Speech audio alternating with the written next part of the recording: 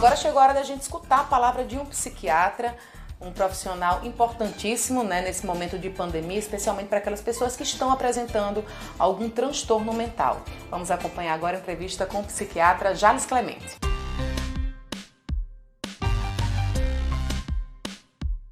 Aqui no Vida Saudável a gente sempre reitera a necessidade das pessoas procurarem atendimento especializado quando estão aí passando por algum problema, né? Se você está com problema na vista, procura o oftalmologista. Se está com algum problema aí na respiração, o otorrino é indicado. E já que estamos falando agora sobre depressão, esse momento, esses fenômenos que têm aí desencadeado durante a pandemia, nosso convidado hoje está aqui, o Dr. Jales Clemente, ele que é psiquiatra. Tudo bom com você, Dr. Jales? Oi, Luísa, tudo bem, sim. Eu queria saber de você como é que tem sido os atendimentos, né? Se eles ficaram com mais gente, as pessoas começaram a procurar muito mais o psiquiatra agora, durante esse período de quarentena, né, de isolamento social. Aumentou, Luísa. Do mesmo jeito que o vírus é uma causa da infecção respiratória, essa doença que se caracteriza por uma pandemia acabou gerando um risco de vida iminente. E aí, a doença psiquiátrica que tem relação mais importante com eventos de vida, que é o transtorno do estresse pós-traumático, ela aumentou a incidência de igual maneira como o vírus também aumentou a chance das pessoas, né, de pegarem alguma doença mais grave, como o do coronavírus. Então, os transtornos de ansiedade, especialmente o estresse pós-traumático, aumentou consideravelmente, porque é um risco de vida real, né? Não é nem subjetivo.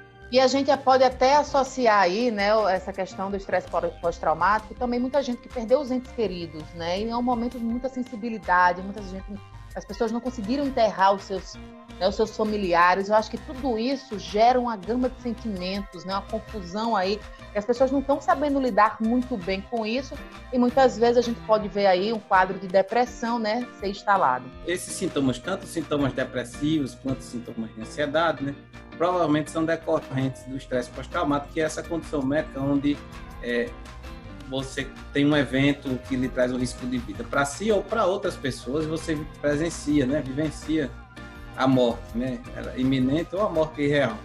E aí começa a trazer memórias e começa a trazer alterações de humor, alteração da sensopercepção, da vivência do tempo, do espaço, e aí configura-se quadros que são semelhantes aos quadros depressivos ou de ansiedade, né, mas que tem essa causa em comum, que é você presenciar uma morte traumática, né, como, por exemplo, as mortes de pessoas que não estavam, vamos dizer assim, numa época, né, normal de morte, porque ninguém esperava, né, uma coisa súbita. A morte abrupta, né, que a gente pode dizer, aquela súbita, isso. E aí os números de casos realmente aumentaram, né, tanto que as pessoas as organizações estão se preparando para dar conta dessa demanda, né, através de serviços especializados ou até mesmo de treinamentos para profissionais, para conseguir, né, fazer com que as pessoas não sofram mais do que já estão sofrendo. Agora, doutor Jales, você que está fazendo agora lives, né, mostrando um pouco, distribuindo um pouco, compartilhando um pouco do seu conhecimento, eu acho importante a gente tocar aqui no assunto que já foi tema de uma live sua, que é a questão da dependência das tecnologias. Eu acho que isso é um problema que acabou se revelando, né, durante esse período de isolamento social. Exato. Agora virou um meio de comunicação muito importante, né? Mas, ao mesmo tempo, nós somos também, do mesmo jeito que nós somos consumidores, nós somos mercadorias, né, das mídias, das redes sociais. Então, não necessariamente a gente vai usar a tecnologia só para o que é vantajoso, né? E aí, como a chance da gente ficar dependente, e não só dependente no sentido de querer usar aquilo, mas de tornar-se como aquele objeto ele fosse essencial, né, para sobreviver, principalmente as redes sociais, acaba que a gente desvia o uso, né, do equipamento, né, da tecnologia, e começa a fazer um uso excessivo, e a gente conta isso através de horas. Praticamente todos os aparelhos hoje no Brasil, a gente consegue contabilizar quantas horas por dia você está usando o aparelho, e mais especificamente, por exemplo, nos smartphones, né, o aplicativo que você está usando e quanto tempo de uso. E aí a gente consegue ver como que as pessoas estão deixando de viver a vida Claro que a vida digital ela é uma vida real também, né, hoje em dia. Mas é diferente porque, assim, muitas das situações onde você vivencia digitalmente, né, não é nada produtivo, assim, né? É mais como se você estivesse passando por uma vitrine, né, de shopping, por uma vitrine de... Então você vai olhando, e aquilo no fim nem nada, né? Então é um passatempo muito não produtivo, e isso, como é muito prazeroso para algumas pessoas, acaba tomando um tempo desproporcional e atrapalha outras atividades de vida, né? Como você está envolvido com uma atividade de exercícios físicos, ou então convivência com outras pessoas, né? E isso sem falar naquelas problemáticas que acontecem, né? Quando a gente fica muito vivendo a vida do outro, aí fica naquele comparativo, eu sou melhor, eu sou pior, acaba entrando numa depressão profunda, exatamente por ver a vida dos outros, né? E não bastasse você ver a vida dos outros na internet, né? Você se incomodasse ou tivesse inveja, né? Ou então quisesse também mostrar aquilo, para você atingir aquele nível de perfeição, né? Foi feita uma pesquisa onde pegaram estudantes que tiravam selfie, né? E foi, assim, estatisticamente, que a diferença que tinha entre os que tiravam selfie, aí eles fizeram uma comparação em quem tira selfie e posta na internet e quem tira selfie e faz Photoshop, né? Ajeita. Quem edita a imagem antes de postar, né? E a quantidade de pessoas que editam as fotos antes de postar, elas têm muito mais transtorno alimentar.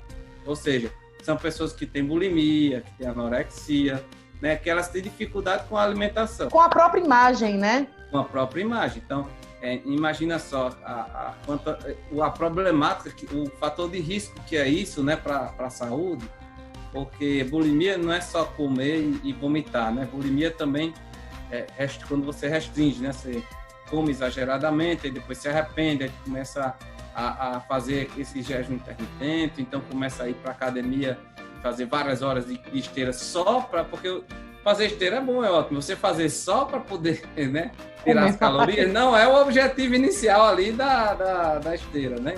Já não basta a gente já ter esse problema de vida real, com a vida digital, né? Isso é um fator de risco muito maior, e as pessoas vulneráveis caem com muito mais facilidade nisso. Ô, doutor Jales, vamos falar um pouco agora sobre o consumo de remédios. Eu acredito que durante essa pandemia, né, esse consumo ele tem aumentado, seja indutores de sono, ansiolíticos, enfim, esses tratamentos aí para os transtornos mentais. Pois é, Luísa, você me colocou uma pergunta muito, muito, muito interessante e polêmica, porque a sensação que nós, profissionais, temos é de que realmente aumentou a demanda, vamos dizer assim, né? Porque o medicamento psiquiátrico, ele é um remédio que ele trata a doença, mas ele também alivia estados emocionais desconfortáveis. Então, é uma pílula que realmente é calmante, né? Então, não é só, você não precisa estar doente para tomar o remédio. Algumas vezes, se você tomar o remédio, ele vai dar uma calma ali, né? Mas, apesar da gente achar que aumentou, né? O governo brasileiro, nos dados abertos, que tem lá no site dadosabertos.gov.br, né, disponibiliza hoje a quantidade de medicações psicotrópicas vendidas durante o período que você quiser consultar. E eu tive a curiosidade de consultar como foi o uso desses medicamentos no último ano, em comparação com 2019. E assim, ou os dados foram mal alimentados, ou se eles estiverem corretos, tem algum problema aí, diminuiu, né? Então, assim, eu não sei o que aconteceu, mas lá o número de medicações, né, utilizadas em 2020 é menor em números absolutos, né, do que em 2019. Se as farmácias não alimentaram o sistema colocando quantos remédios foram vendidos, eu não sei, mas diminuiu, né?